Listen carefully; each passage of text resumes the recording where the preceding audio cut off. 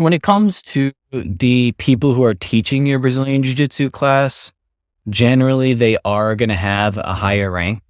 Now, since it's a newer sport, it wasn't unheard of 10, 15 years ago for blue and purple belts to be running and owning academies. But nowadays, for the most part, you're going to have, brown belts and black belts. They're going to be the people who are your instructors. And that's not to say you can't be a good coach if you're a newer belt, but nowadays it's typically more common to have that rank when you're an instructor. And it takes a pretty long time to get that in Brazilian Jiu-Jitsu. I'd say the standard thing quoted is it takes about 10 years to get a black belt in Brazilian Jiu-Jitsu. And the unique thing about the rank in Brazilian Jiu-Jitsu is you're not allowed to get even a blue belt until you're 16 years old. So the kids have a completely different ranking system that once you're 16, now you can start in the adults, then you get your blue belt, and then you get your purple belt, then your brown, then your black belt. And from, let's say if you're an adult, when you start training, generally you get your white belt, and then 10 years later is the day you're getting your black belt.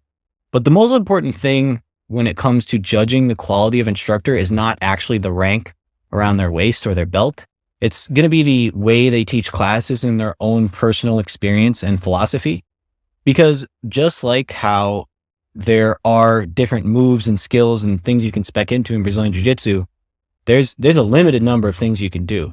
There's so many different options. There's so many different moves and techniques. You can be aware of a lot of them, but you can only be like super good and a specialist at like a much smaller amount. So if you can find an instructor who is a specialist in the types of things that you want to get good at, that's obviously going to help way more. Now, some places just only have a handful of gyms around the area.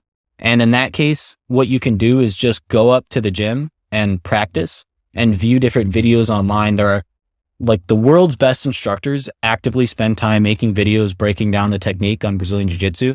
So you can watch instructionals, you can watch free videos on YouTube. You can get those techniques, you can watch them. And then in class, when you're sparring, you can try to practice them then. So you're not so much restricted by, the coaches you have available in front of you, thanks to the internet, but it's definitely something to be aware of. The rank obviously is a good indicator as far as like what is a good instructor, but you really want to be there in person. Like you want to actually show up to the class and feel and experience the instructor's class, because some instructors, teach with a certain energy. Some like to play music. Some don't like to play music. Some explain things very well and some don't. So you really have to go there and see it for yourself, because not every student is going to match up with every instructor. But the better instructors will have way more knowledge and way more experience and way more ability to explain it to their students. And that'll be obvious in class. So there are better and worse instructors, but even if there's only a handful or even one gym in your area, you're not going to be constrained by that instructor, especially in the first 1 to 2 years of Brazilian Jiu-Jitsu.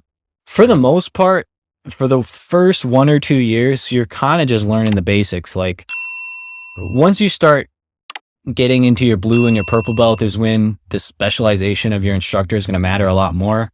But for the most part, white belts, any gym around the country, it's a grab bag of what you're going to get. So yeah, judge the instructor based off of what it's like when you're there rather than the actual rank.